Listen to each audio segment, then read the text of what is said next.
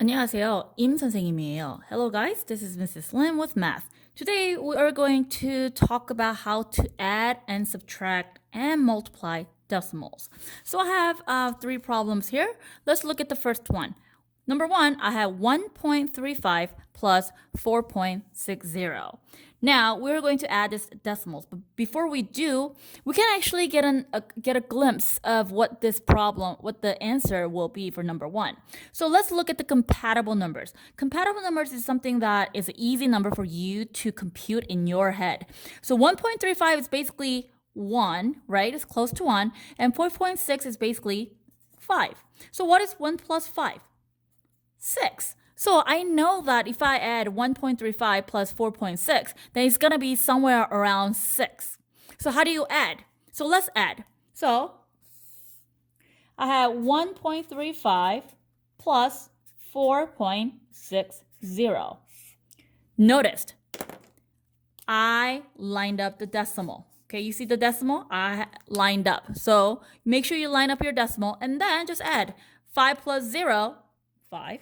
3 plus 6, 9. And then bring down the decimals. And 1 plus 4, 5. And we went over earlier that 1 plus 5 is 6. And guess what? The answer is 5.95, which is very close to 6. That was easy. Now look at number 2. I have 4.35 minus 1.20.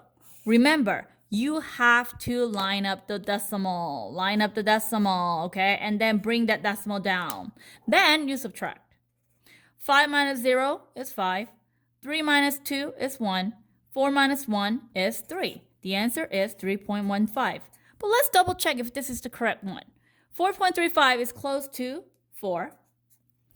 1.2 is close to 1. What is 4 minus 1? 3. Is that what I have? Yes, it's close to 3. So this is correct. Same as number 1. Now, how do you multiply decimals? Okay. I have 1.35 times 4.60. Now, one thing that you need to know is that you can actually drop the 0. This 0 is just a place value, and you don't really need the 0. So look, I have 1.35 times, look over here, I'm going to drop that 0.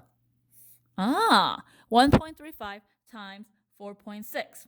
Now, let's multiply. 5 times 6 is 30. 3 times 6 is 18, plus 3 is 21. 1 times 6 is 6, plus 2 is 8. Now put 0 here. 5 times 4 is 20. 2. 3 times 4 is 12, plus 2 is 14. 1 times 4 is 4, plus 1 is 5.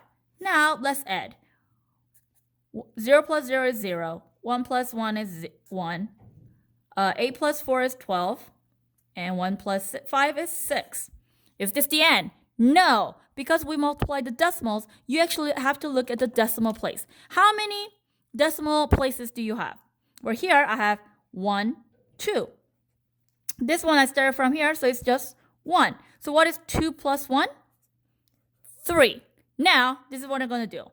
Supposedly the decimal is right here. I am going to move my decimal place to the left by 3 places. 1, 2, 3. So the answer for this is 6.21. Is this correct? I don't know. So let's see. 1.35 is close as 1. And then 4.6 is close as 5. So 1 times 5 is 5. Is this close? Yes, 6.21 is close to 5, so the answer is 6.21. So just remember, for adding and subtracting, you have to line up the decimal. For multiplication, you don't have to line up the decimals, okay? And if you have if you have zeros that you don't really need, just get rid of that. And multiply as you would, and just count how many decimal places you have, and then just place the decimals into the right place at the end. And that's it. And don't forget to check your answers with the compatible numbers. Good luck.